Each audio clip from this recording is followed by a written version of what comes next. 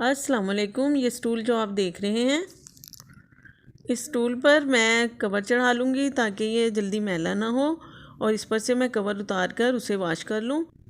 بہت ہی ایزی طریقے سے میں نے اس کو کور کیا ہے، تو میں آپ کو بھی دکھاتی ہوں کہ میں نے سٹول پر یہ کور کیسے چڑھایا ہے۔ بہت ہی ایزی طریقہ ہے۔ میرے پاس یہ ایک پرانی جرسی پڑی ہے جس کا میں کالر کاٹ رہی ہوں۔ اس کا کالر میں الگ کر لوں گی، اور اب اس کو میں سٹول پر فکس کروں گی۔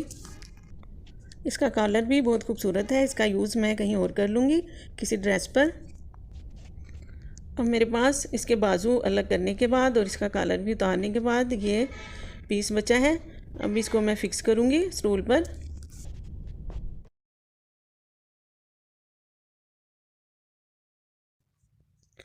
یہ سٹول ہے جس پر مجھے کور کرنا ہے۔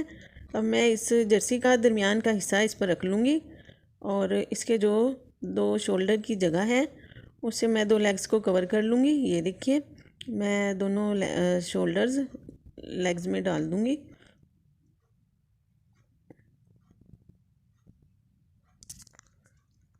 اور اب اس کے بعد مجھے اس کی جو دوسری دو لیگز ہیں ان میں بھی اس کپڑے کو مجھے کور کرنا ہے، تو اس کے لیے میں سوئی دھاگا لے لوں گی یہاں پر۔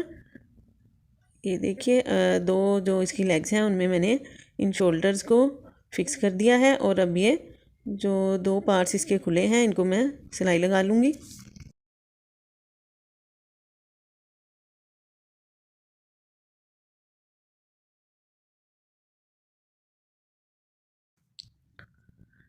اور میں ایک اور بات بھی کرنا چاہوں گی کہ اس وقت بہت سردی ہے، یہ تو آپ بھی جانتے ہیں کہ فجر کے ٹائم اٹھنا بہت مشکل لگتا ہے، اسپیشلی ینگ جنریشن کو، لیکن فجر کی نماز بالکل بھی مس، اور نماز کے لیے تو کسی صورت میں بھی معافی نہیں ہے۔ یہاں تک کہ بیماروں کو بھی حکم دیا گیا ہے کہ وہ نماز پڑھیں، اگر کھڑے ہو کر نہیں پڑھ سکتے تو بیٹھ کر پڑھ سکتے ہیں۔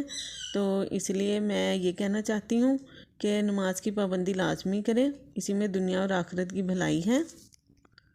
کور کمپلیٹ ہو گیا ہے، اور اس پر نہ تو کوئی میرا خرچہ آیا ہے کیونکہ میرے پاس پرانی جرسی پڑی تھی، اور نہ ہی زیادہ محنت لگی ہے۔ کیسی لگی ویڈیو ضرور بتائیے گا۔ اللہ حافظ۔